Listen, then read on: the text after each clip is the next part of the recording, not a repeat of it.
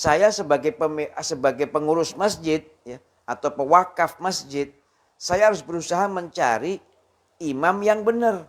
Ya. Imam yang benar. Supaya apa? Sholatnya jamaah itu sah. Ya. Dan bisa khidmat. Ya.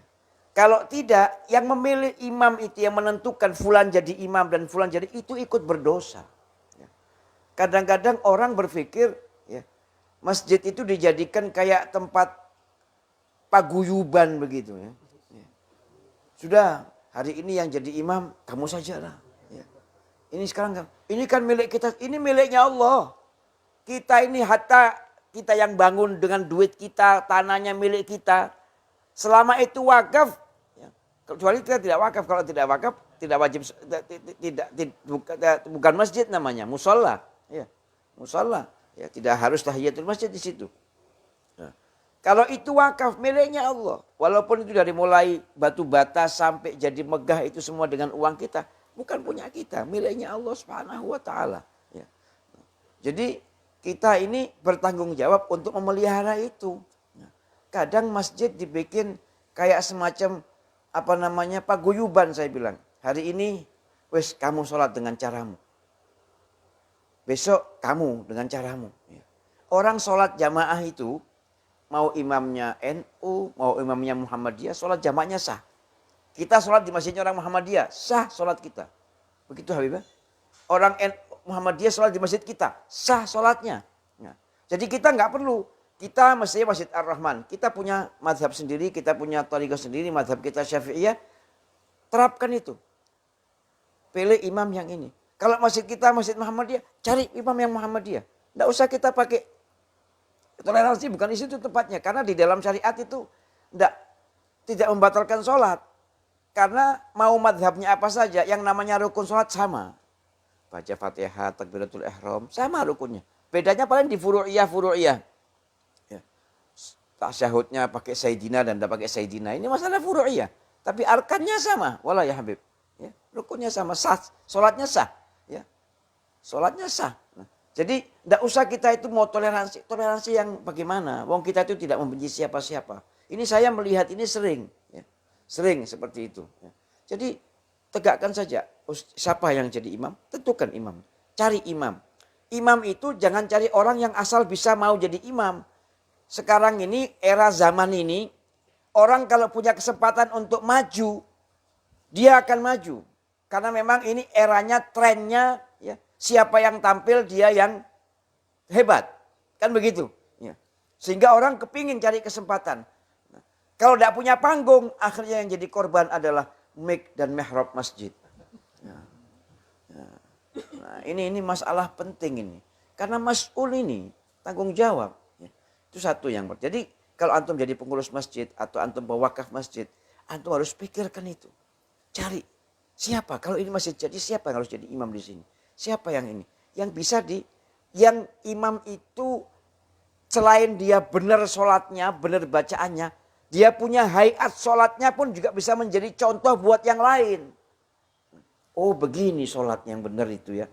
Oh kalau sujud itu kakinya begini ya.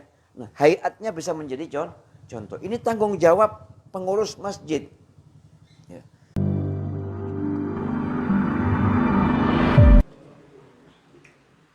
Bismillahirrahmanirrahim. Astagfirullahaladzim. Assalamualaikum warahmatullahi ta'ala wabarakatuh.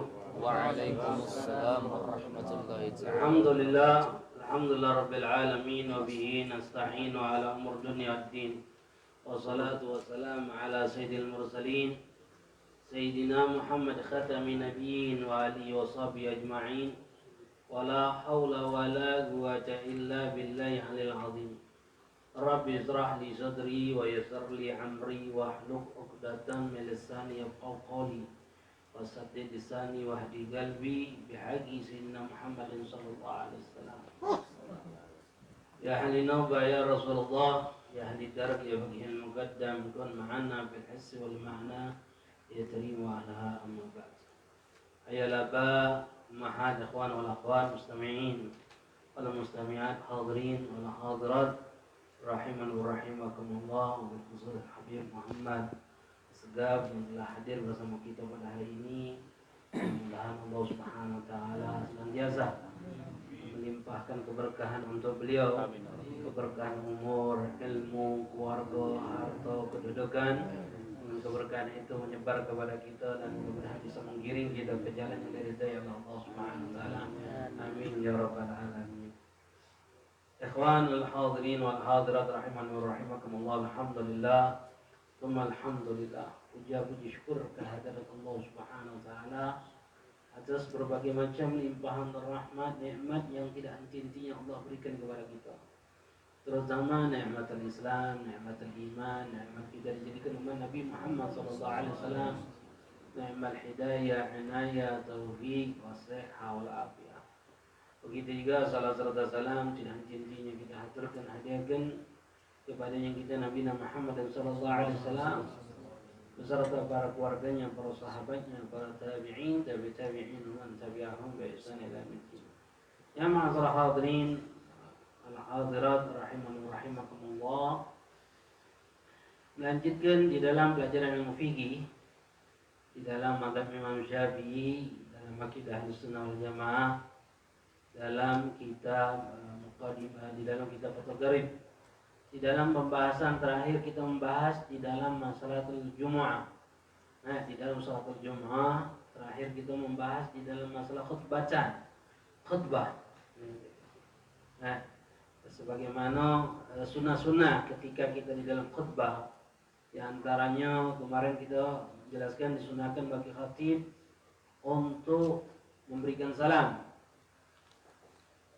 kepada wong yang ada di mimbar, di depan mimbar, dan memberikan salam di pojok ketika sudah naik di atas mimbar. Jadi memberikan salam sampai 2 kali ya.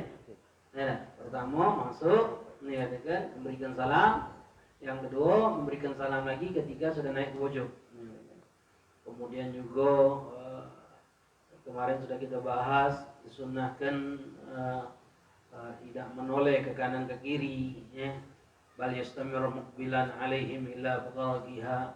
Bahkan disunahkan bagi kita khatib tersebut untuk apa? Untuk menghadap kepada yang hadir di dalam salat tersebut dari awal khutbah sampai akhir khutbah.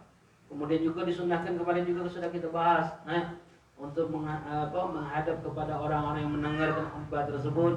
Dan bagi yang khutbah pun bagi yang mendengarkan pun sunnah untuk diam. Sunnah untuk diam.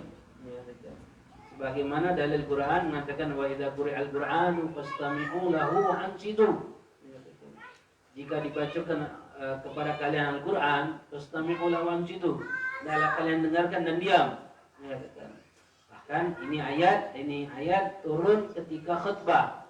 Yang dimaksudkan Quran di situ adalah khutbah, bukan yang dimasukkan Quran di situ adalah Al-Quran, kata ulama. Dikatakan khutbah pun dinamakan Al-Quran. Kenapa? Karena mencakup di dalamnya ada ayat-ayat Quran dan nasihat dan lainnya.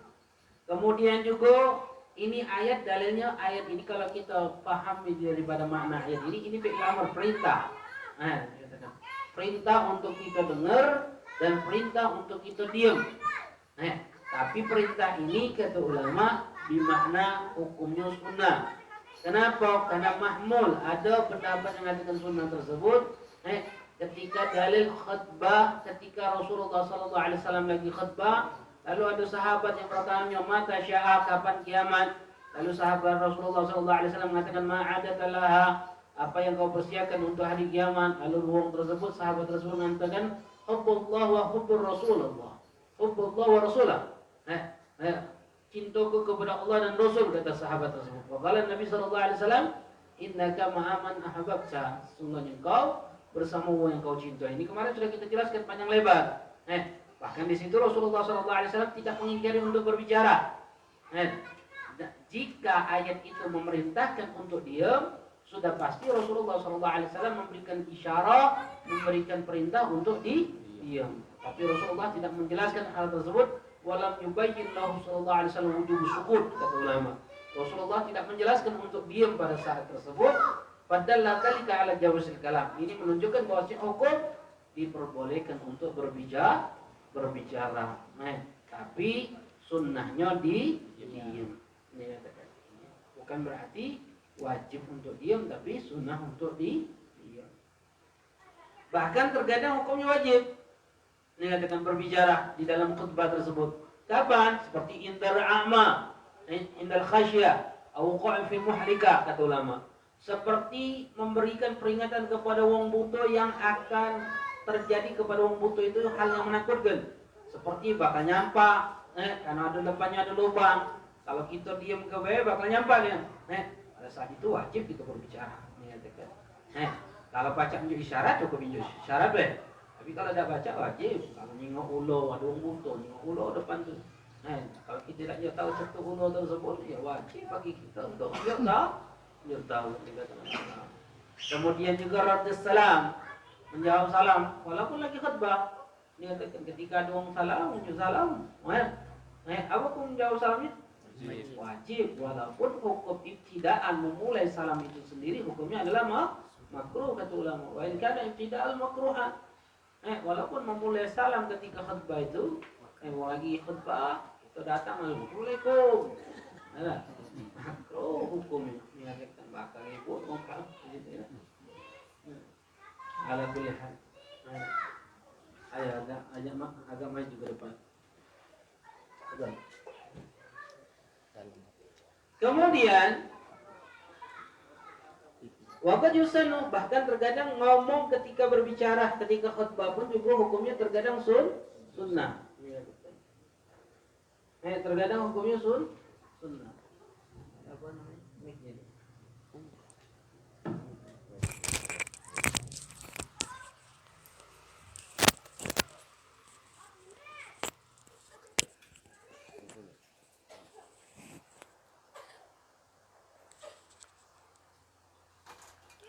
Kemudian terkadang ketika khutbah pun disunnahkan untuk berbicara. Seperti apa? Tashmitul atis. Menjawab wong yang bersin. Ini katakan.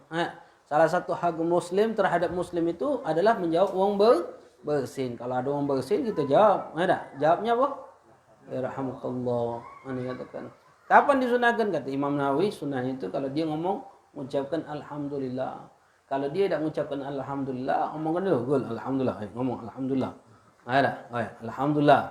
Alhamdulillah baru kita ucapkan ya rahmatullah. Ada. Kalau dia tidak mengucapkan alhamdulillah, jangan kita doakan dulu langsung. Ada. Tapi sunnah bagi kita untuk mengingatkan dia supaya mengucapkan alhamdulillah. Ngapo bersin itu sunnahkan kita bersyukur kepada Allah, karena ketika kita bersin itu ngeluarkan, bahkan kata ulama ada riwayat mengatakan 70 penyakit yang ada dalam diri kita. Mengatakan ada. Kalau sekali 2 kali ya, ada. Kalau terus-terusan penyakit itu namanya. Tapi sunnah, walaupun terus-terusan sunnah kita mengucapkan alhamdulillah. Mengatakan, aku nanangai, wong gila tu tak pernah bersin. Kalau dia bersin, nak sehatnya. Mengatakan, kalau dia bersin, dia bakal sehat. Ala kulli hal. Mengatakan, masya-Allah.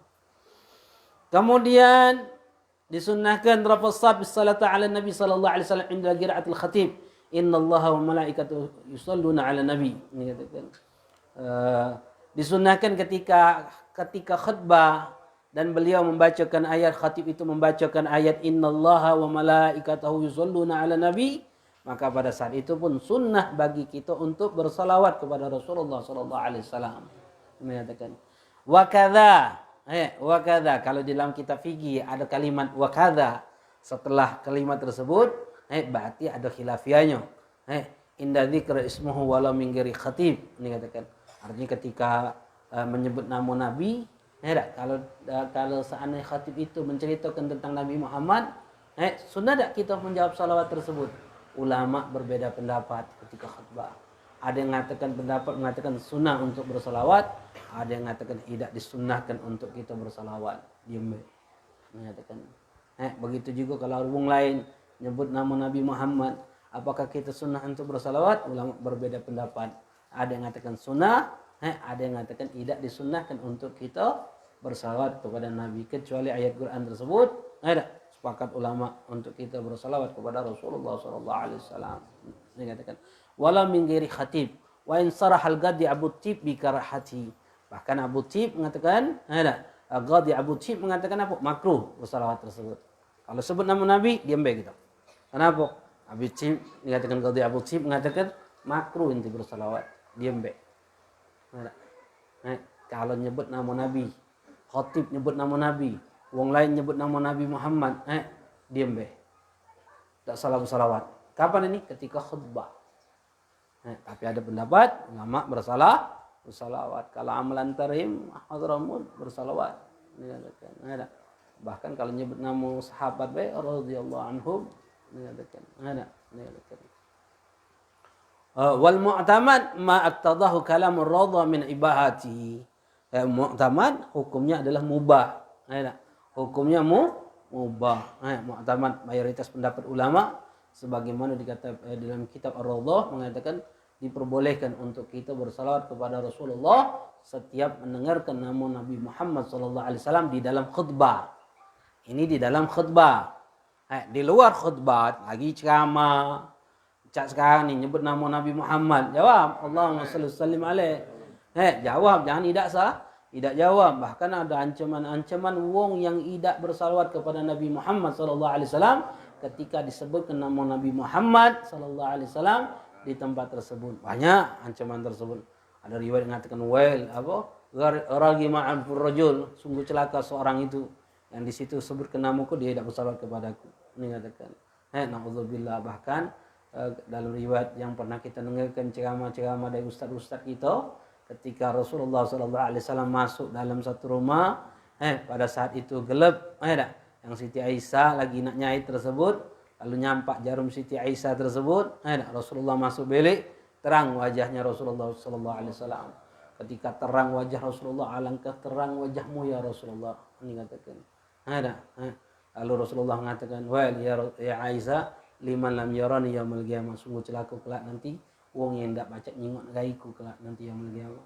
Lalu Siti Aisyah mengatakan, man ya Rasulullah, siapa ya Rasulullah? Wong yang di situ sebutkan namaku tapi dia tidak bersalawat kepadaku. Na'udzubillah, na'udzubillah. Makanya kalau dengar nama Nabi Muhammad salawat, Allahumma salli wa sallim alaih. Dengar nama Nabi Muhammad, Allahumma salli wa sallim alaih. Namun dengar nama Rasulullah, Allahumma salli wa sallim alaih. Siapa pun nama-nama Rasulullah, Toha, Yasin, Al-Mustafa, nama Nabi Muhammad. Walhasil ketika dengar ke baik, harusnya sensitif kuping kita. Harus sensitif kuping kita untuk bersalawat kepada Nabi Muhammad SAW. Kata ulama, idaklah disebutkan nama Nabi, idaklah Allah menunjukkan kesempatan kuping kita untuk dengar nama Nabi, kecuali itu adalah wong yang diinginkan oleh Nabi untuk mendengar nama Nabi. Dan wong itu juga diinginkan untuk bersalawat kepada Nabi Muhammad. Allahumma salli wa sallim alaih. Jadi kalau di luar sunnah kita salawat. Kalau di dalam khutbah ketika menyebutkan ayat Quran innallaha wa malaikatahu yusholluna ala nabi, kita bersalawat kata ulama. Tapi kalau selain itu nyebut cerita Nabi Muhammad, ada wong lain nyebut nama Nabi Muhammad, ulama berbeda pendapat. Ada yang mengatakan makruh kita bersalawat kepada Nabi, sunnahnya diem be. Ada lagi pendapat mengatakan memperbolehkan kita untuk menjawab salawat tersebut. Ini wa hadza fi man yashmal khutbah. Ini bagi orang yang dengarkan khutbah. Bagi orang yang dengarkan khutbah wabil khusus khusyuk. Makanya ketika kita dengar khutbah, perintah untuk kita apa? Diam dan dengarkan.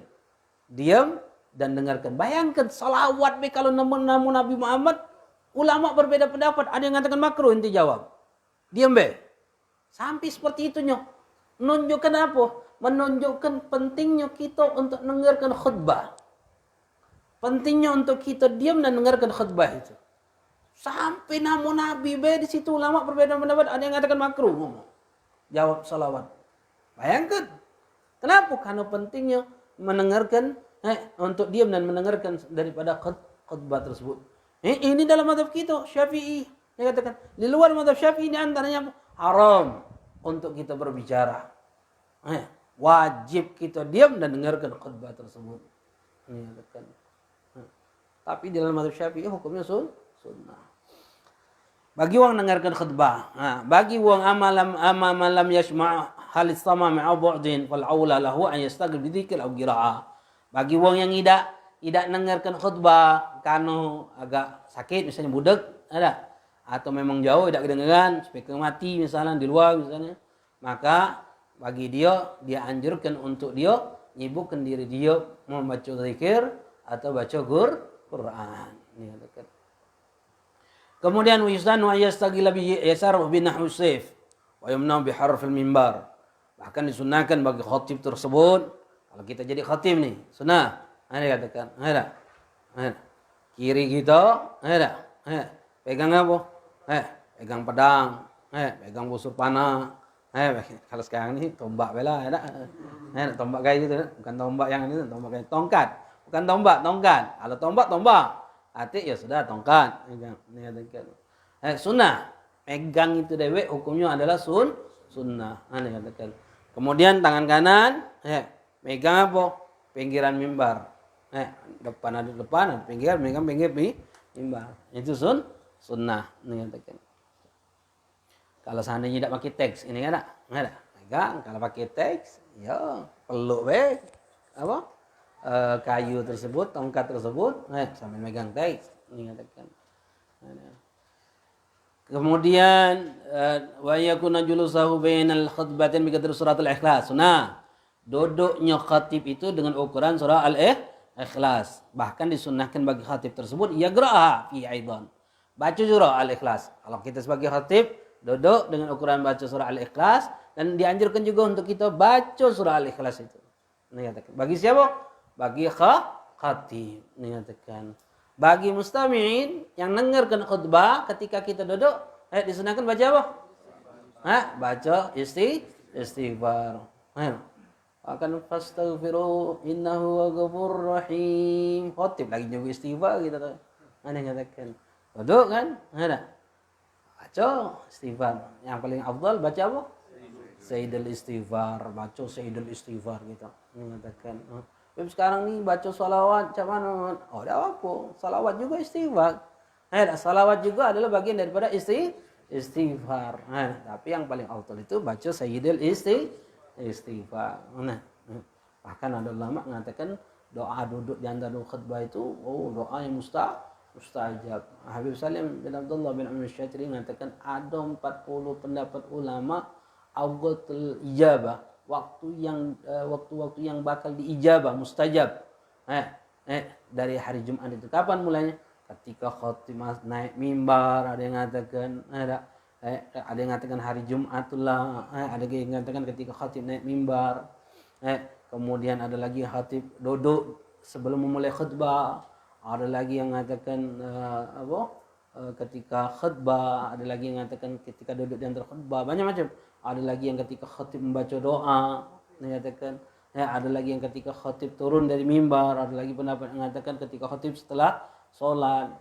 Itu doa mustajab galau, mengatakan. Doa mustajab pada hari Jumat itu. Ada lagi yang dikatakan Habib Abdullah bin Abdurrahman Al-Mahdhar, anak punya guru mengatakan waktu Fatimiyah, asar Jumat itu, masya Allah itu, doa mustajab itu. Kalau kita punya hajat, beliau menganjurkan setelah dari sholat asar itu tidak salat tegak gitu, duduk berzikir, baca Quran, baca apapun, berbanyak diri kita dekat kepada Allah, minta kepada Allah Subhanahu wa taala. Apa yang kita minta? Kalau kita punya hajat sikok itulah yang kita ulang-ulangi terus. Sikok itulah hajat kita yang diulang-ulangi terus sampai dengan waktu maghrib. Insyaallah digabulkan oleh Allah hajat kita.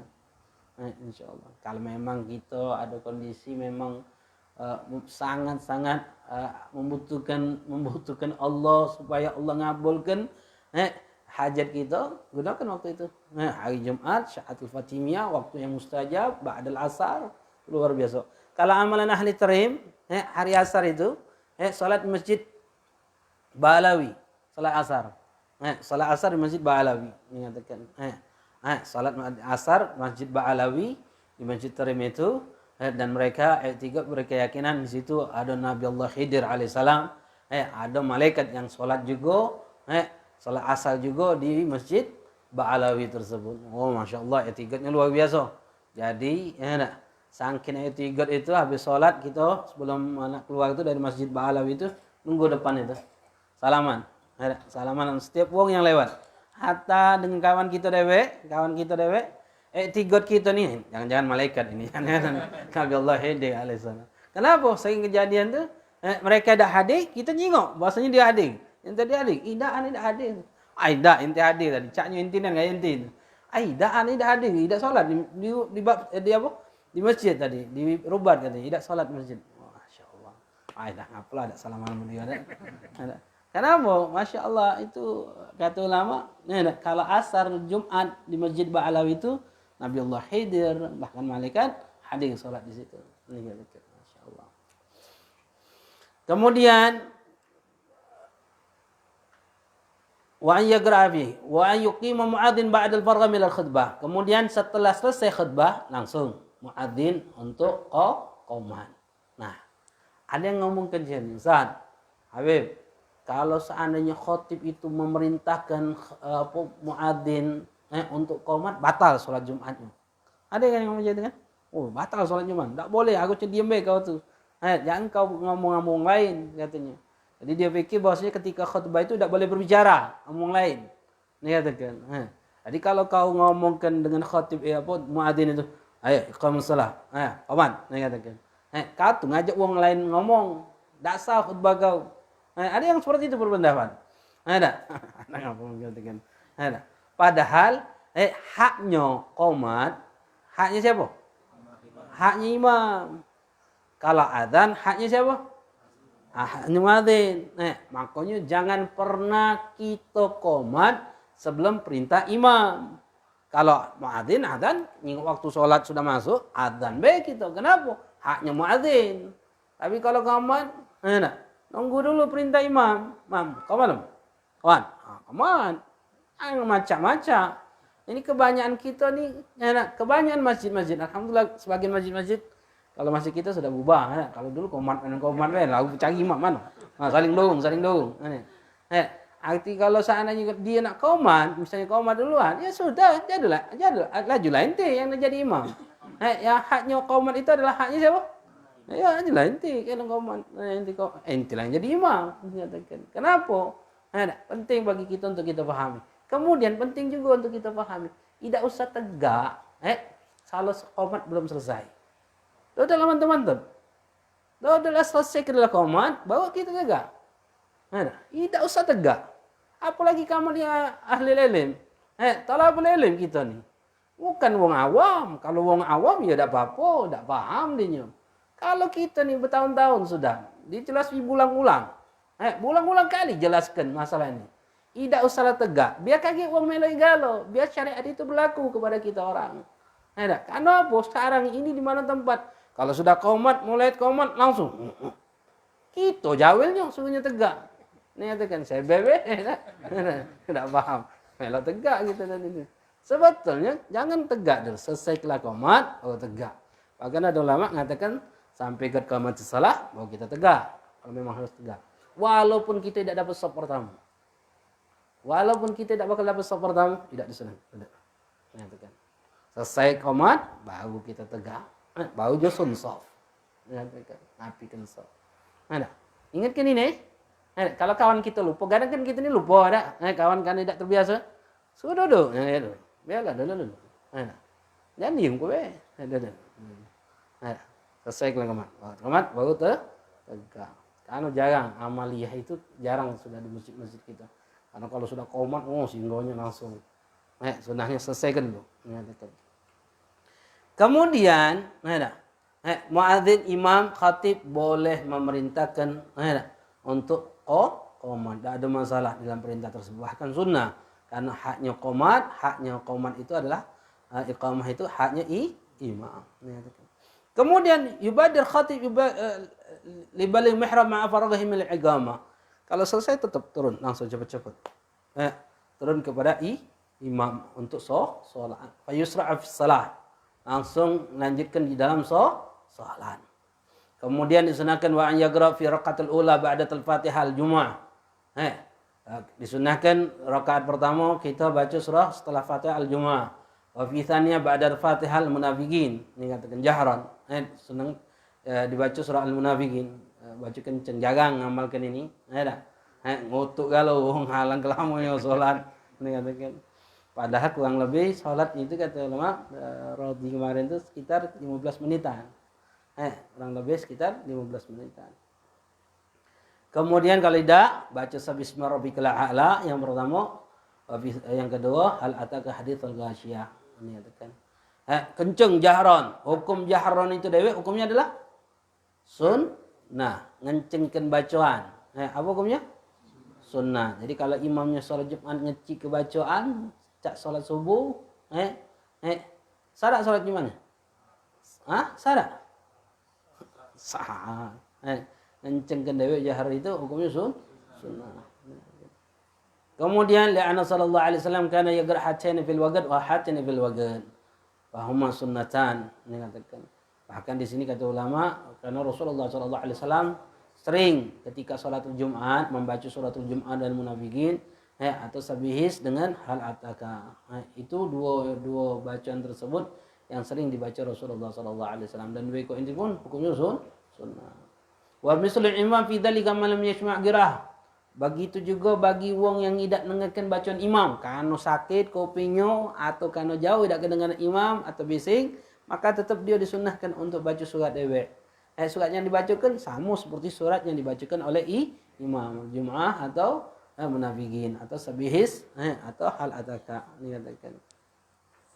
Begitu juga siapapun wong yang sholat di dalam sholat biasa yang pada saat itu sunnah untuk mendengarkan imam, kemudian dia tidak baca dengar imam karena jauh atau speaker mati dan segala sesuatunya, maka wong tersebut disunnahkan untuk baca surat juga. Seperti maghrib, ini kan maghrib imam baca surat tidak kedengaran, sunnah baca surat juga, jangan diam. Diam itu kalau kita dengarkan imam diam. Kalau kita tidak dengarkan imam, pada saat itu sunnah kita untuk baca. Wa ba'du surah al-madhkura aulah min ghairihi. Kata ulama, kalau seandainya tidak baca panjangnya Jumaah atau munafikinnya, baca setengah surat. Ini katakan. Bahkan baca setengah surat daripada surat tersebut lebih aula kata ulama dibandingkan yang lain. Illa in istama' ala thana. Kecuali in istama' ala sana ka ayatul kursi fa yakunu dzalikal aula. Kecuali ayat-ayat yang mencakup di situ ada pujian kepada Allah seperti ayat kursi, maka ayat kursi lebih aula daripada surah tersebut.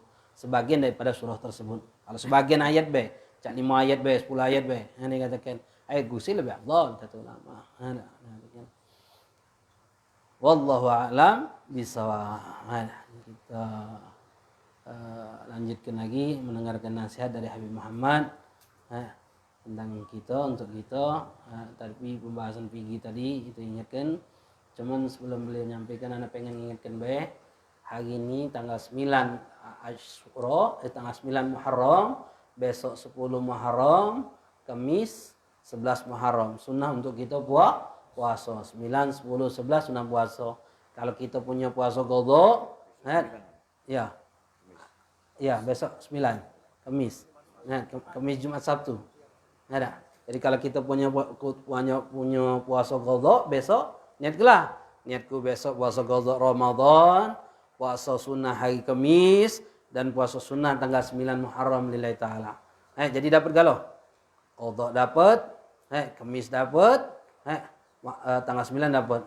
Hari Jumatnya niatku puasa qadha Ramadan kalau kita punya qadha Ramadan. Puasa sunnah hari Jumat, sunnah juga hari Jumat untuk puasa. Dan puasa sunnah Yaumul Asyura tanggal 10 Muharram.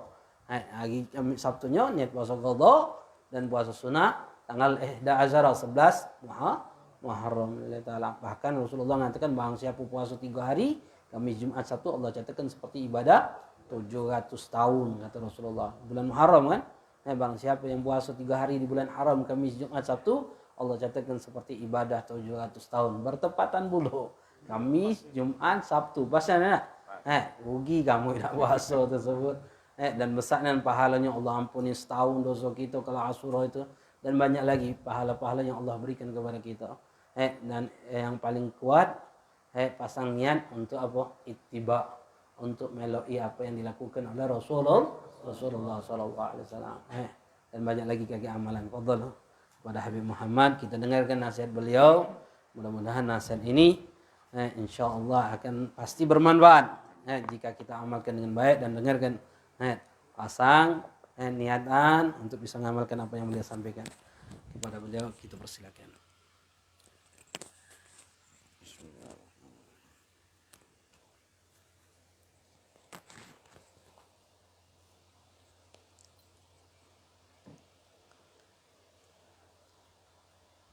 Bismillah walhamdulillah. Alhamdulillah ala ni'matil Islam wal iman wa kafah biha min ni'mah. Wassalatu wassalamu ala Sayyidina Muhammadin wa ala alihi wa ashabihi ajma'in. Subhanaka la ilma lana illa ma 'allamtana innaka antal alimul hakim. Rabbi shrah li sadri wa yassir li amri wahlul 'uqdatam min lisani yafqahu qawli wahdi qalbi wa saddid lisani bihaqqi Muhammadin sallallahu alaihi wa alihi wasallam. Dusturukum ya ahlad darak wa ya ahlad naubah wa ya ahlal hilli wal 'aqd. Hadirin hadirat mustami'in mustami'at rahimakumullah. Alhamdulillah tadi kita sudah dengarkan dari guru kita Al-Habib Ahmad bin Alwi Al-Kaf mata'anallahu bituli hayatih tentang adab dan beberapa aturan-aturan dan juga sunnah di dalam khutbah Jumat. Ya. Saya hanya ingin menambahkan sedikit ya. Dan ini khususnya bagi kita kalau nanti besok-besok kita jadi pengurus masjid atau kita ini bangun masjid ya. Jangan kita ini cuma bisa membangun masjidnya ya. Tapi kita juga harus bisa mengatur bagaimana ibadah di masjid itu berjalan dengan benar. Ini sekarang orang banyak berlomba-lomba membangun masjid. Mereka hanya berpikir masjidnya besar dan indah. Tetapi ibadah di dalamnya itu tidak menjadi sebuah perhatian. Sehingga kadang-kadang masjid itu sembarangan begitu ya. Sekarang lagi musim nih, lagi musim. Ya, orang kadang-kadang ya inilah repot kalau orang tidak mengerti agama, ngurusin agama. Akhirnya jadi kacau balau. Ya. Semuanya menggunakan logika saja. Ya. Orang menggunakan logika itu perlu, boleh. Tetapi logika yang didasari oleh pengetahuan. Ya. Bukan semata-mata logika yang enak menurut kita. Kadang masjidnya sudah jadi. Dia tidak berpikir bahwa sholat berjamaah itu adalah sholat 5 waktu itu wajib. Berjamaah itu sunnah muakkad. Nah, saya sebagai pengurus masjid ya, atau pewakaf masjid, saya harus berusaha mencari imam yang benar. Ya. Imam yang benar. Supaya apa? Sholatnya jamaah itu sah. Ya, dan bisa khidmat. Ya. Kalau tidak, yang memilih imam itu yang menentukan fulan jadi imam dan fulan jadi itu ikut berdosa. Ya. Kadang-kadang orang berpikir masjid itu dijadikan kayak tempat paguyuban begitu ya. Sudah hari ini yang jadi imam kamu sajalah. Ya. Ini sekarang ini kan milik kita, ini miliknya Allah. Kita ini hatta kita yang bangun dengan duit kita, tanahnya milik kita. Selama itu wakaf, ya. Kecuali kita tidak wakaf. Kalau tidak wakaf tidak wajib, bukan masjid namanya, musola. Ya. Musola. Ya, tidak harus tahiyatul masjid di situ. Nah, kalau itu wakaf miliknya Allah. Walaupun itu dari mulai batu bata sampai jadi megah itu semua dengan uang kita. Bukan punya kita, miliknya Allah Subhanahu wa ta'ala. Ya. Jadi kita ini bertanggung jawab untuk memelihara itu. Nah, kadang masjid dibikin kayak semacam paguyuban saya bilang. Hari ini wes kamu sholat dengan caramu. Besok kamu dengan caramu. Orang sholat jamaah itu, mau imamnya NU, mau imamnya Muhammadiyah, sholat jamaahnya sah. Kita sholat di masjidnya orang Muhammadiyah, sah sholat kita. Begitu Habibah. Orang Muhammadiyah sholat di masjid kita, sah sholatnya. Nah, jadi kita nggak perlu, kita mestinya Masjid Ar-Rahman. Kita punya madhab sendiri, kita punya thariqah sendiri, madhab kita Syafi'iyah. Terapkan itu. Pilih imam yang ini. Kalau masjid kita masjid Muhammadiyah, cari imam yang Muhammadiyah. Tidak usah kita pakai toleransi, bukan di situ tempatnya. Karena di dalam syariat itu tidak membatalkan sholat. Karena mau madhabnya apa saja, yang namanya rukun sholat sama. baca Fatihah, takbiratul ihram, sama rukunnya. Bedanya paling di furu'iyah. Ya. Tasyahudnya pakai sayyidina dan tidak pakai sayyidina. Ini masalah furu'iyah. Tapi arkannya sama, wala ya Habib. Ya, rukunnya sama, sah, sholatnya sah. Ya. Sholatnya sah. Nah, jadi tidak usah kita itu mau toleransi yang bagaimana. Wong kita itu tidak membenci siapa-siapa. Ini saya melihat ini sering. Ya. Sering seperti itu. Ya. Jadi tegakkan saja. Siapa yang jadi imam? Tentukan imam. Cari imam. Imam itu jangan cari orang yang asal bisa mau jadi imam. Sekarang ini, era zaman ini, orang kalau punya kesempatan untuk maju, dia akan maju. Karena memang ini eranya, trennya, ya, siapa yang tampil dia yang hebat. Kan begitu. Ya. Sehingga orang kepingin cari kesempatan. Nah, kalau tidak punya panggung, akhirnya yang jadi korban adalah mik dan mihrab masjid. Ya. Ya. Nah, ini masalah penting ini. Karena mas'ul ini tanggung jawab. Ya. Itu satu yang. Jadi kalau antum jadi pengurus masjid atau antum pewakaf masjid, antum harus pikirkan itu. Cari siapa? Kalau ini masjid jadi siapa yang harus jadi imam di sini? Siapa yang ini? Yang bisa yang imam itu selain dia benar sholatnya, benar bacaannya, dia punya hayat sholatnya pun juga bisa menjadi contoh buat yang lain. Oh begini sholat yang benar itu ya. Oh kalau sujud itu kakinya begini ya. Nah hayatnya bisa menjadi contoh. Ini tanggung jawab pengurus masjid. Ya. Yang kedua, ya, tadi Habib Ahmad menerangkan disunahkan kita membaca suratul Jumu'ah dan surat Al-Munafiqun. Ya. Nah, ini sunnah. Kalau kita hafal, lakukan. Kalau tidak hafal, jangan dipaksakan. Ya. Sekarang ini ada satu pemikiran bahwa kalau sholatnya itu kita baca surat-surat panjang itu hebat. Sehingga ada orang-orang yang tidak hafid memaksakan diri untuk baca surat-surat panjang. Jadi dia mungkin mau bakal ke masjid baca alif lam mim 5 ayat begitu dihafalin. Begitu di masjid karena banyak orang konsentrasinya sudah beda. Ya. Nah akhirnya salah semua bacaannya. Tidak usah dipaksakan. Kita baca surat pendek tapi benar bacaannya itu lebih afdal daripada kita membaca surat-surat panjang dan kacau bacaannya. Bahkan yang lebih fatal lagi, ya, dia baca surat panjang tapi motongnya salah. Ya. Misalnya baca begini, wailul lil musallin alladzina hum an salatihim sahur. Dia baca wailul lil musallin, Allah misalnya ini, Allahu Akbar. Ini saya pernah mengalami. Rusak ini maknanya ini. Celakalah orang-orang yang sholat, stop. Nah ini kan parah ini. Nah, jadi kita itu kalau jadi imam, kita harus tahu diri. Ya. Kalau Anda hafid, ya Anda, wah saya malu Beb, ya jangan jadi imam. Masalahnya imam ini bukan panggung. Ya.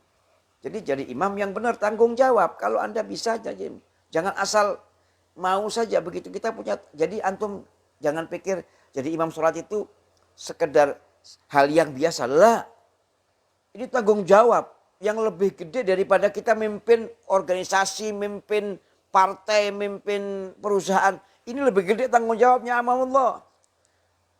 Nanti urusannya ketika sakaratul maut.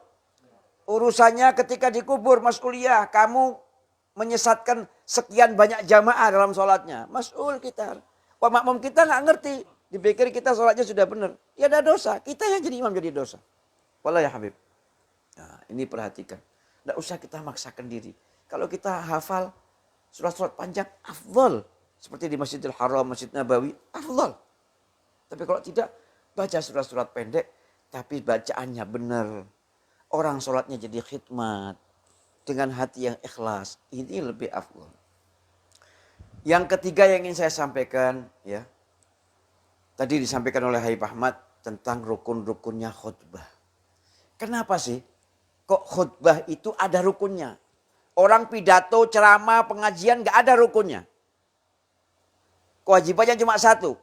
Dia harus memahami apa yang dia sampaikan. Membicara bab apa? Bab fikih, harus ngerti fikih.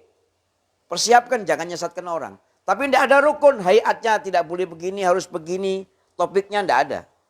Tapi sholat Jum'ah itu ada rukunnya.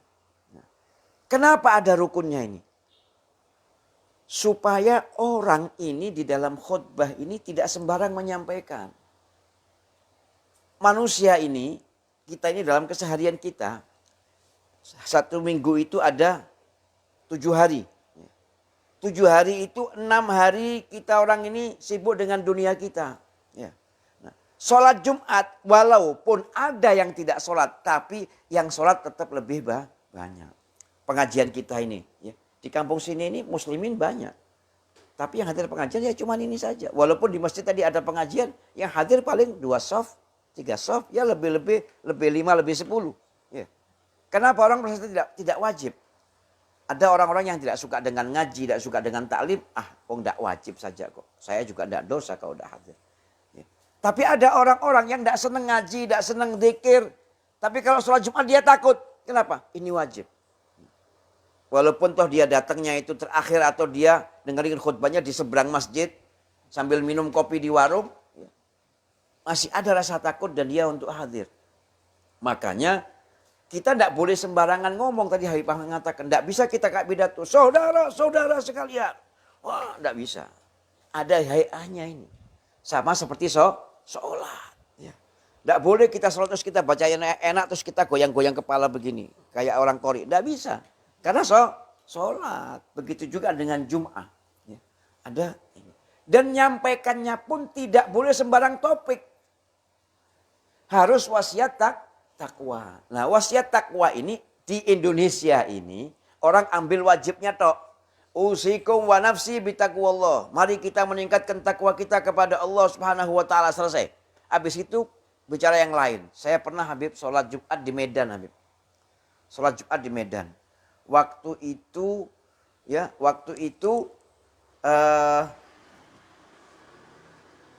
saya pas sholat Jumat, setelah mari kita meningkatkan takwa Allah kepada ini khotib membahas masalah kesebelasan sepak bola. Sepak bola dia cerita. Bagaimana si Fulan dia bisa menjaga gawang itu dengan teguhnya. Seperti itulah kita menjaga ini. Itu back, itu begini. Begitulah ini. Cerita bola ini. Jadi saya kayak nonton di stadion bola. Ini cerita ini bukan katanya orang, saya ngadepin sendiri. Ya. Setelah bubar saya tanya, ini yang khotib siapa? Oh ini Pak Haji, saya dipanggil Pak Haji di sana di sana. Saya pas lagi saya di jalan pas masuk Jumat saya sholat. Oh ini pengurus PSSI provinsi. Oh ya pantesan sudah. Nah, ya ini akibatnya apa? Salah pilih orang. Itu khutbah Jumat ini ya ikhwan, ini tanggung jawab. Jadi antum jangan bangga kalau disuruh khutbah. Ini mas'uliyah indallah. Mas'uliyah indallah. Jadi harus pakai pengetahuan, harus pakai hati. Inti harus tahu bahwa saya dipilih oleh Allah untuk menjadi corongnya Allah menyampaikan ini kepada umat.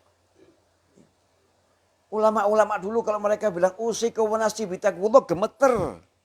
Ya. Mereka meneteskan air mata. Kenapa? Saya sendiri belum bisa seperti itu. Indallah mas'ul. Wah, kita nyampaikan taqwallah seperti kita sudah paling takwanya orang. Dengan tidak ada beban dan sebagainya. Lah, ini mas'uliyah ini. Ya. Makanya antum jangan bercita-cita jadi khotib. Ya. Ya. Uangnya tidak seberapa, tanggung jawabnya besar. Ya, Beb ya. Jangan bercita-cita. Kalau nanti antum punya kemampuan dan dipilih oleh Allah, antum khutbah ya antum khutbah. Tapi jangan, mudah-mudahan ya Allah saya jadi khotib di Masjid Agung. Jangan. Dapatnya tidak seberapa walaupun Masjid Agung. Ya, saya yakin tidak lebih dari 1 juta.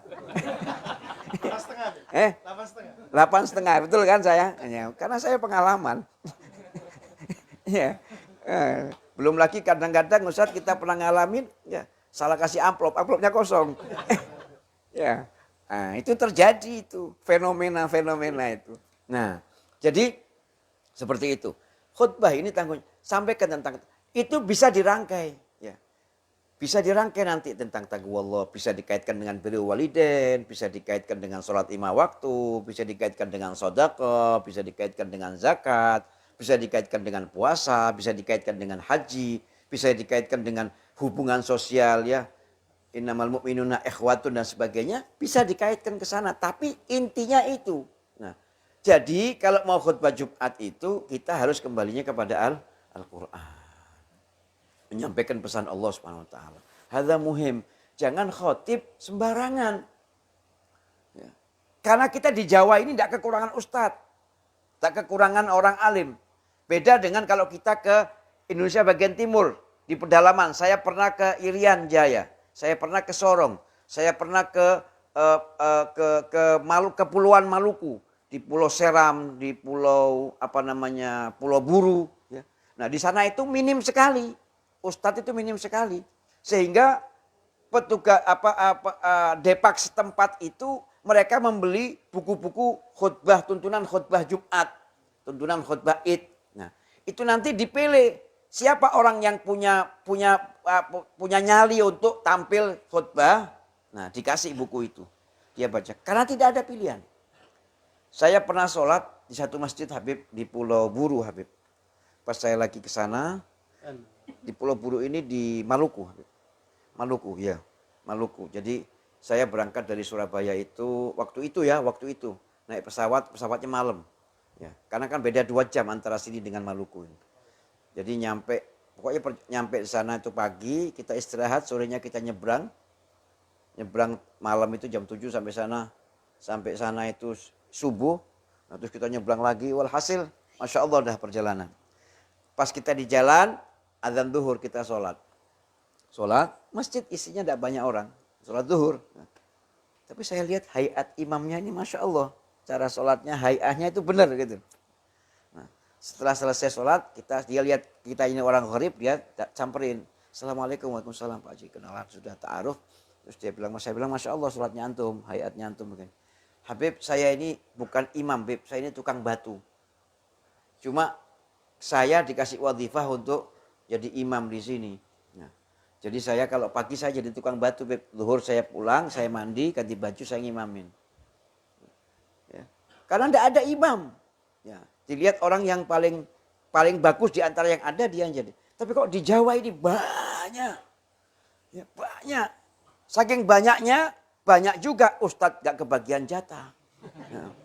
Nah, kenapa? Semuanya cari yang beken-beken ya, yang famous. Ya kan? Yang banyak di TikTok. Ya, sekarang ini kan gitu. Masyhur. Nah.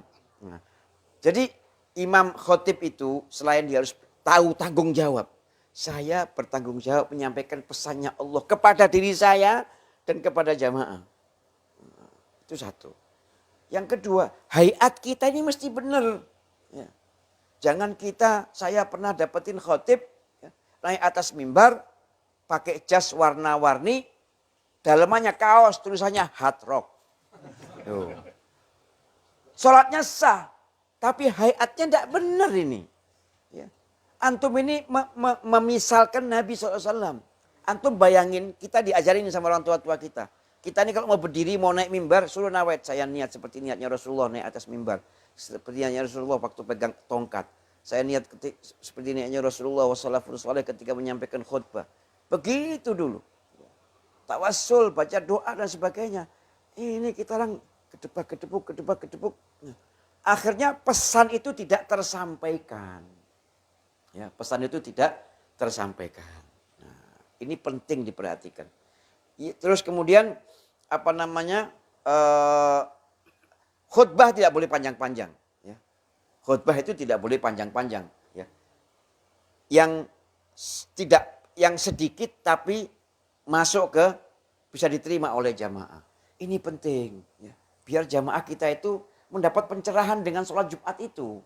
Mereka tidak pernah ngaji. Ada orang-orang yang tidak pernah ngaji. Tapi kalau Jumatan dia tidak berani. Nah, ini kesempatan mereka untuk memberikan sentuhan kepada mereka. Supaya apa? Ibaratnya casnya itu sudah kendor, di sini kita kencengin lagi. Itulah tujuannya. Ya, kenapa sholat Jumat itu diwajibkan khutbah. Ini perlu kita pahami ya. Mungkin di antara kita ada yang jadi pengurus masjid di sini dan juga bisa disampaikan kepada teman-teman yang kebetulan menjadi pengurus masjid. Selebihnya ikhwan, ini tambahan sedikit Habib dari saya.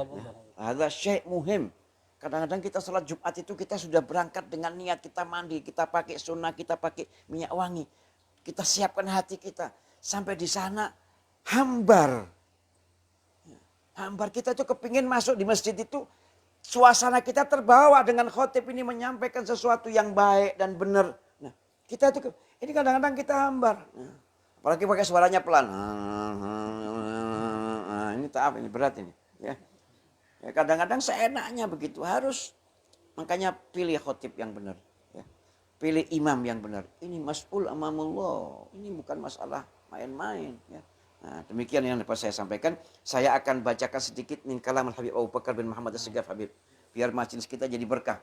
Karena kata Habib Abdul Haddad, kalau kita nggak jamanin orang-orang itu, kita baca karya-karya mereka atau nasihat-nasihat mereka, maka sama seperti kita duduk menghadiri majelis mereka. Mudah-mudahan kita nawaitu ini, kita hadir majelis rohanya Habib Abu Bakar bin Muhammad As-Segaf. Ya, supaya kita dapat berkah dan nyambung insya Allah. Agak Pak, saya tidak mau panjang-panjang, tapi malam ini saya lebih panjang dari biasanya, minta maaf. Tapi insya Allah tambah ziyadah berkah, ya. Ziyadah berkah. Dan saya tidak akan panjang-panjang, insya Allah.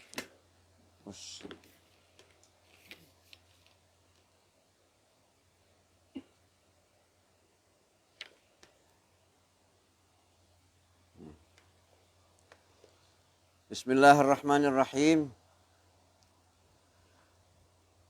Wa min kalam Sayyidil Habib al-Imam Al-Qutbul Ghath Al-Habib Abu Bakar bin Muhammad bin Umar As-Segaf radhiyallahu ta'ala anhu wa nafa'ana bi wa bi ulumi fid daraini amin. Wa qala radhiyallahu anhu fi bab as-sidq wa husnul dhann wa syukur. Wa quri'a alaihi radhiyallahu anhu fi kitab Idah Asrar Ulumul Muqarrabin fi as-sidq wa anna as-sidq sidqan, sidqul qalb wa sidqul lisan. Qala sayyidi wa mithluhu husnul dhann. Al-insan idza ahsana adh-dhann bi ibadillah ma ba al-insan idza ma yuhsinu adh-dhann bi ibadillah ma ba yuhsinu adh-dhann billah wa mithlu asy-syukur wa fil hadits man lam yashkurin nas lam yashkurillah wa mithlu aidan al-khususiyyah wal bashariyah la budda lil insan an yuthbituha jami'an aw kama qal. Ya, di sini Habib Abu Bakar berbicara soal husnudzan dan soal syukur, ya.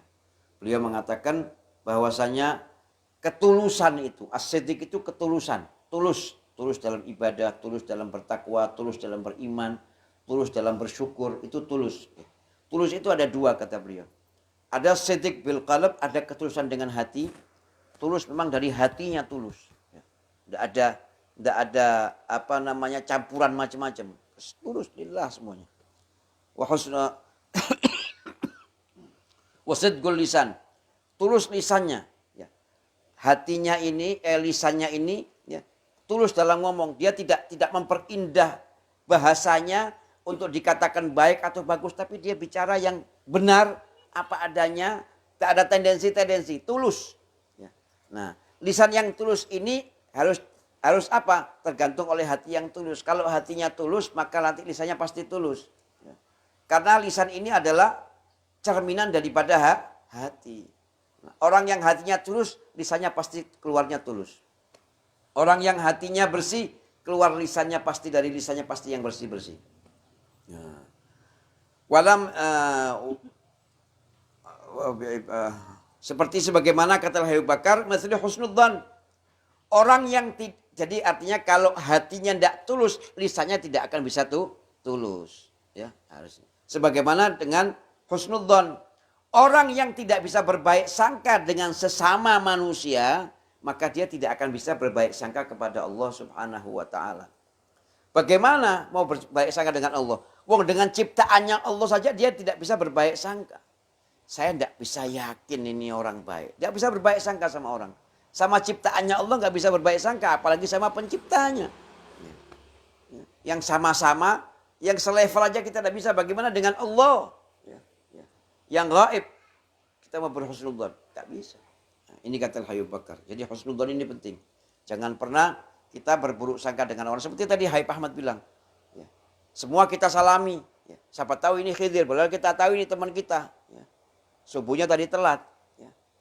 Tapi diajarkan kita husnudzan. La'alla hadza, mungkin ini Khidir yang menyerupai teman itu. Nah, Khidir itu biasanya dia menyerupai orang yang paling tidak kita sukai. Ya. Bukan menyerupai orang yang kita sukai kan. Bayangan kita kalau ketemu Khidir pasti Khidir pakai imamah, baunya bau gaharu, ya kan gitu ya. terus jenggotnya panjang begitu. Enggak. Dia menyerupai kadang-kadang dengan yang kita benci. Kita gak suka sama si A. Subhanallah, dia menyerupai si A ini. Nah, ini di Hadramut para aulia di sana, para salaf soleh mengajarkan kepada kita husnudzon. Kita salaman ini semua. Siapa tahu ini Khidir, siapa tahu ini Khidir. Ya. Ada sebuah ungkapan. Ya. Anggaplah setiap malam itu Lailatul Qadar supaya setiap malam kau terus beribadah. Dan anggaplah setiap orang itu adalah Khidir supaya kau bisa berbaik sangka sama semua orang. Karena orang yang tidak dapat berbaik sangka dengan sesamanya tidak akan mampu berbaik sangka dengan Allah Subhanahu wa taala. Sebagaimana juga dengan syukur. Orang yang tidak pandai berterima kasih dengan sesamanya, maka ia tidak akan bisa berterima kasih kepada Allah Subhanahu wa taala sebagaimana dalam hadis, "Man lam yashkurin nas, lam yashkurillah." Orang yang tidak bisa berterima kasih dengan sesama, maka dia tidak akan bisa berterima kasih dengan Allah. Contohnya gimana? Nih malam ini kita ngaji nih. Haji Bondan bukain rumahnya. Digelarin karpetnya. Segala fasilitasnya, makanan, minuman, segala macam. Ya. Terus kita terima kasih sama Allah. Ini kalau tidak Allah kasih hatinya Haji Bondan, tidak bakal begini. Hati bukan dari dia, hadza minallah. Kita kadang-kadang ya Hanu mau jadi sufi. Akhirnya la sufi, wala sofwa, wala sofi. Ya. Wah, hadza bukan dari dia, hadza minallah. Jadi nanti kita tidak perlu terima kasih sama dia. Kita terima kasih sama Allah. Dia sudah untung sama Allah kasih begitu. Sudah kita terima kasih sama Allah. Nah, ashkurun nas. Kita syukuri kebaikannya. Lalu kita bersyukur kepada Allah SWT. Terima kasih ya Allah. Ya. Kau berikan Haji Bondan rezeki sehingga dia bisa bukakan tempatnya untuk kita ngaji. Nah, begitu. Dari mana sumbernya? Dari husnudzon. Ya, husnudzon. Ya. Nah, supaya bisa husnudzon ini, ya. Makanya orang ini kata Habib Bakar, ya, harus bisa melempengkan basyariahnya. Ya. Dirinya ini mesti lempeng, mesti diluruskan. Ya. Supaya jadi baik. Ya. Ya. Kalau hatinya baik, pikirannya pasti baik, akalnya pasti baik. Karena ikhwan, akal itu kata Habib Bakar, akal itu tempatnya bukan ini bab yang bukan bab ini. Akal itu tempatnya bukan di sini. Yang ada di kepala ini namanya otak. Yang bisa kita lihat kalau dibuka ini bisa kita lihat bentuknya otak.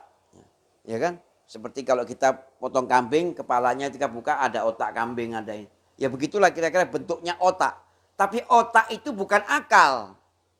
Ya. Akal itu kata Habib Bakar sesuatu yang bisa diceritakan tapi tidak bisa disentuh, tidak bisa diwujudkan kayak jantung. Ada ini jantung di sini, bentuknya begini, paru-paru bentuknya begini. Tapi kalau akal itu tidak ada wujudnya. Ya. Tapi ada dia, tapi tidak ada wujudnya.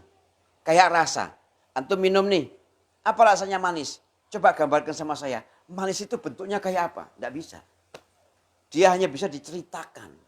Manis itu begini, jadi ada rasa begini, ada rasa begitu. Tidak ada bentuknya, ya enggak? Ya, tidak ada bentuknya. Ya. Anda sekarang ini bahagia, coba tunjukkan. Seperti apa bentuknya bahagia? Tidak ada bentuknya. Tapi bahagia itu adalah rasa. Begitu juga dengan akal, kata Habib Bakar. Akal itu rasa. Ya. Bisa dirasa, bisa diceritakan, tapi tidak bisa diwujudkan bentuknya. Nah, akal itu, kata Habib Bakar, tempatnya ada di dalam hati. Ada di dalam hati, bukan di liver loh ya, di hati. Orang kadang-kadang mikirnya hati itu liver. Enggak, ada di hati. Hati itu juga begitu majas. Ada rasanya tapi tidak ada wujudnya. Tempatnya ada di hati. Nah, akal yang ada di hati itu sama seperti wadah. Ya.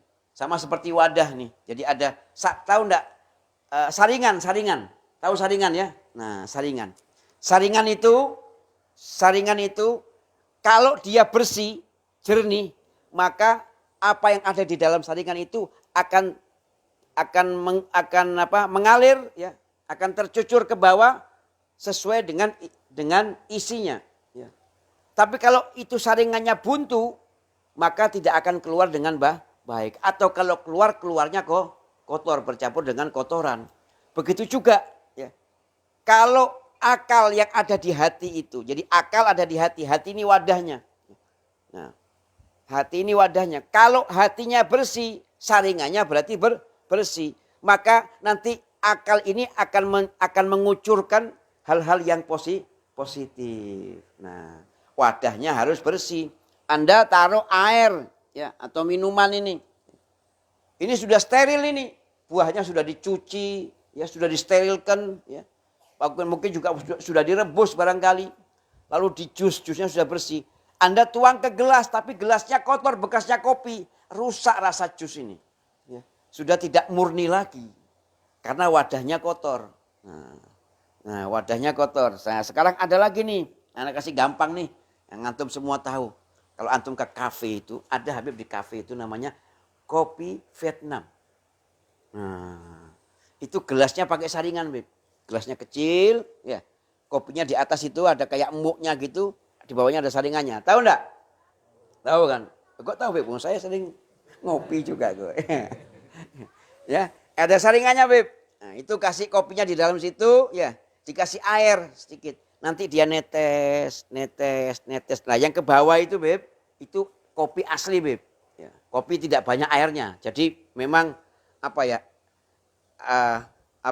Espresso. Nah, atau kalau kopi yang keras itu double shot, Beb. Kopinya keras, Beb. Nah, ya kan saya Habib now. Mesti tahu begini. Kenapa kok mesti tahu, Beb? Kalau enggak saya dibodohi orang nanti. ya betul, Beb. Nah, itu begitu. Lah kalau saringannya ini, tahu enggak kopi Vietnam yang gelas terus atasnya ada saringannya. Kalau saringannya kotor, pasti yang turun kopinya enggak bakal jernih. Ya. Mungkin kopi rasa apa entah wallahu alam karena di situnya ada kotoran. Begitu juga akal. Yang dia bersemayam di hati. Kalau hatinya bersih, keluarnya pasti positif. Pikirannya selalu akan positif. Ini pesan. Jadi kesimpulannya dari pesan Habib Bakar ini, yang pertama kita harus berbaik sangka dengan sesama supaya kita bisa berbaik sangka dengan penciptanya yaitu Allah Subhanahu wa taala. Yang kedua, kita harus pandai-pandai ya, mensyukuri, mengakui ya, kebaikan orang lain supaya kita bisa mensyukuri dan mengakui kebaikan Allah kepada kita ya sebagai hambanya sehingga kita bisa bersyukur. Itulah kesimpulan yang dapat saya bawakan malam hari ini dan ini mengkalam Habib Abu Bakar. Mudah-mudahan ini kalam ya berkatnya Habib karena ini kalam mereka ini keluarnya dari hati. Kalau saya ngomong keluarnya dari lisan saya. Saya hanya berpikir bagaimana supaya jamaah asyik dengan omongan saya. Bisa jadi begitu. Sehingga kadang-kadang nyampe masuk telinga kanan keluar telinga kiri tidak ada bekasnya. Tapi kalau kalamnya mereka, ucapan mereka, petuah mereka keluarnya dari hati. Mereka tidak ngomong kecuali mereka beristikharah minta petunjuk dari Allah Subhanahu wa taala. Sehingga apa yang keluar dari lisan mereka ya, itu adalah cerminan daripada kejernihan hati mereka. Karena keluar dari hati yang jernih, maka apa yang mereka sampaikan akan bersemayam di hati dan bersemayam di pikiran kita yang mana pikiran itu berada di dalam atau bersemayam di dalam hati kita. Mudah-mudahan ada manfaatnya ya dan mudah-mudahan kita mendapat keberkahan dari Habib Abu Bakar bin Muhammad As-Sigaf. Amin ya rabbal alamin. Mohon maaf atas segala kekurangan. Wal-afu minkum. Wassalamualaikum warahmatullahi wabarakatuh. Bismillahirrahmanirrahim. Alhamdulillahirabbil alamin. Allahumma salli wa sallim ala sayyidina Muhammadin wa ala ali sayyidina Muhammad. Ya Rabbana tarafna bi annana وأننا أسرفنا لا لظى أسرفنا فتب علينا توبة تغسل كل خوبة واستر لنا العورات وآمن الرعاج واغفر لوالدينا ربي ومولودينا والآل والإخوان وسائر خلاني وكل ذي محبة أو جيرة أو صحبة والمسلمين أجمع آمين ربي أسمع فضلا وجودا منا لا باكتساب منا بالمصطفى الرسول نهضى بكل صلي صلى وسلم ربي عليه عد الحب وآله وصحبه دان والحمد لله في البدء وإلى حضرة النبي محمد صلى الله عليه وسلم سر الفاتحة. الحمد لله رب العالمين الرحمن الرحيم مالك يوم الدين إياك نعبد وإياك نستعين اهدنا الصراط المستقيم صراط الذين أنعمت عليهم غير المغضوب عليهم ولا الضالين آمين. اللهم بحق الفاتحة بسر الفاتحة بركة الفاتحة بركة من أنزل إليه سورة الفاتحة وبحق فاطمة وأبيها وبعلها وبنيها وأمها وأخيها بحق تريم وأهلها ربنا ربنا ربنا ربنا ربنا تقبل منا إنك أنت السميع العليم وتب علينا إنك أنت التواب الرحيم. اللهم اغفر وارحم وأنت خير الراحمين وصلى الله على سيدنا محمد نبي الأمي وآله وصحبه وسلم والحمد لله رب العالمين. Ikhwan, ingatkan Jatri kalau nak melok ngamalkan amalan 10 Muharram yang anak kirim, mungkin ada di grup, sudah di grup ada? Sudah dikirim di grup. Itu amalan baca doa tersebut sebanyak 10 kali. Kalau di grup itu di tulisan itu 7 kali. Dan sebutkan dalam kitab Kanzul Najah itu ada yang mengatakan 7 kali, ada yang mengatakan 10 kali. Nah, kalau kita baca 10 kali lebih asan, lebih baik. Dan insyaallah yang baca doa tersebut akan meninggal tahun ini.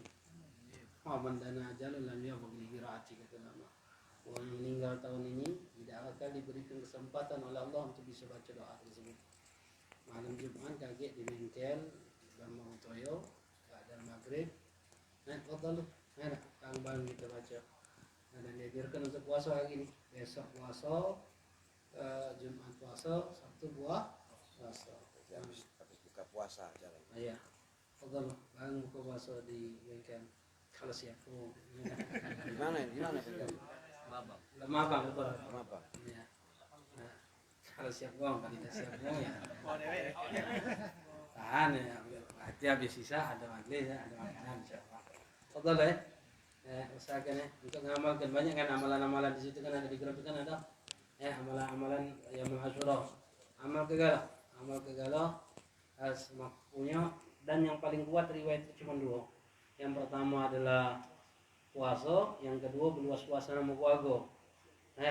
Barang siapa yang meluaskan rezeki keluarganya pada hari Asyura, mengampangkan duit belanja, Allah luaskan rezekinya sepanjang tahun. Jadi kalau biasa menjadi duit belanja 50.000, 30.000 tiap hari, baca besok, lusa, malam Jumat, hari Jumat itu juta. Tak apa, banyak-banyak juta, biasa ya, sebulan. Tapi luaskan rezeki, keluarga, ibu kamu, orang tua, wabil khusus kakek nenek kamu, jangan lupa kakek nenek itu bagian dari keluarga kita, wabil khusus Kalau mereka tidak mampu, ada kewajiban kita untuk berikan nafkah kepada mereka sama seperti orang tua kita. Mamang bibian kita juga, Kemudian dulu kita jangan lupa ponaan, perhatikan, Walhasil usahakan untuk luaskan rezeki kepada mereka. Allah luaskan rezeki kita. Mudah-mudahan Allah berikan keberkahan kepada kita. Wallahu a'lam. Jangan lupa doakan anak usikum doa Habib doakan. Saya juga doakan. Ya. Doakan kita usikum doakan kami keluarga malam Jumat kan doa mustajab, malam Asyura pula. Usikum doa. Ada ma'allakum wa lakum minkum. Assalamualaikum warahmatullahi wabarakatuh.